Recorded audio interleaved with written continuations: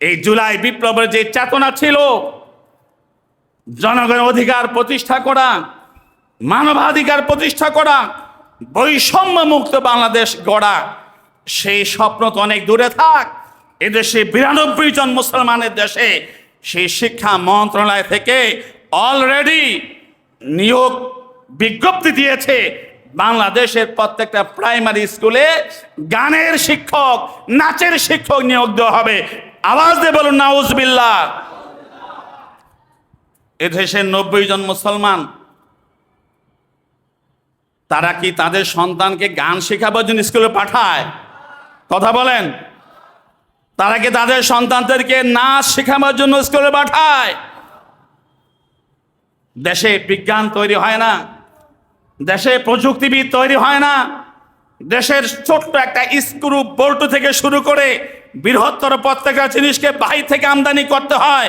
এদেশের কোটি কোটি মিলিয়ন খরচ করে শিক্ষা প্রতিষ্ঠানগুলো চলছে, আর সেখানে জাতির মেধাকে আরো বিনষ্ট করবার জন্য প্রাইমারি স্কুলগুলোতে গান আর নাচের সংস্কৃতি চালু করবার অপচিন্তা করছে। কথা ঠিক কিনা?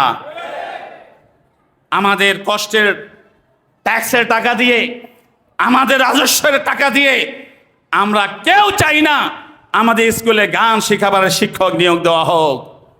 আপনারা চান? আপনারা চান কেউ? মোহতারাম হাজিরিন, কি হলো, কি চেয়েছি আমরা, আর কি হচ্ছে? এর জন্য কি এই প্রায় 2000 দেশের মানুষ প্রাণ দিয়েছিল প্রাইমারি স্কুলে গানের শিক্ষক নিয়োগ দেওয়ার জন্য? এদেশে 90% মুসলমানের দাবি, সেই দাবি যৌক্তিক, সেই দাবি মানবাধিকারের যেই অধিকার, সেই অধিকারের যুক্তিতে প্রতিষ্ঠিত দাবি। যদি তোমরা গণতন্ত্রের কথা বলো, গণতন্ত্রের দাবি, মানবাধিকারের কথা বলো, মানবাধিকারের যৌক্তিক দাবি। যে দেশে 90-92 জন মুসলমান জনগণ, সেই জনগণের শিক্ষা ব্যবস্থায় প্রাইমারিতে কোরআনের শিক্ষা, আর সেই শিক্ষা দেওয়ার জন্য ধর্মীয় শিক্ষক নিয়োগ, এটা অধিকার। কথা ঠিক কেন বলুন?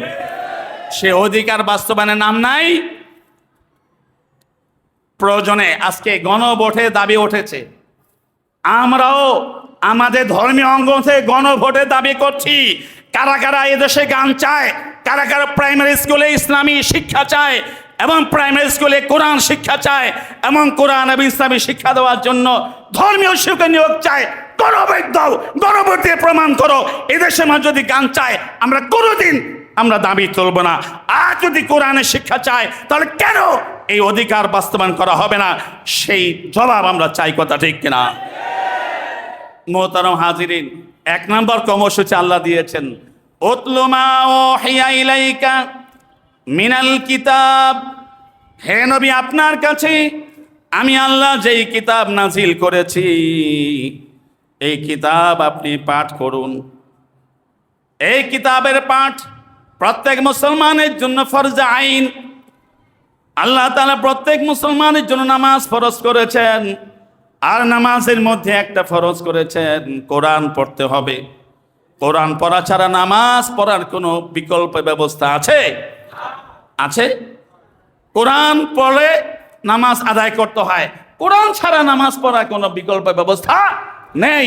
যাকে নামাজ যেমন ফরজ আইন সবার জন্য কম্পালসারি, ঠিক তেমনি ভাবে কোরআন শেখা প্রত্যেক মুসলমানের জন্য ফরজ আইন। সেই ফরজ আইন বাস্তবায়ন একজন নাগরিক হিসাবে আমার এই দাবি রাষ্ট্রের কাছে, রাষ্ট্রের আবশ্যিক কর্তব্যের মধ্যে পড়ে দেশের মানুষের উপরে তাদের ধর্মীয়ভাবে, নৈতিকভাবে যেটা ফরজ সে অধিকার বাস্তবায়নের সহযোগিতা করা, সেটা সরকার করছে না।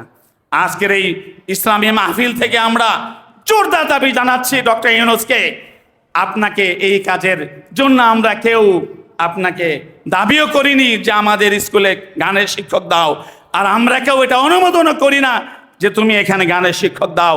আমাদের দাবি, সেই দাবি বাস্তবায়ন করে গানের শিক্ষক নিয়োগের অধ্যাদেশ এর নিয়োগ বিজ্ঞপ্তি বাতিল করতে হবে, প্রত্যেক স্কুলে ধর্মীয় শিক্ষক নিয়োগ দিতে হবে।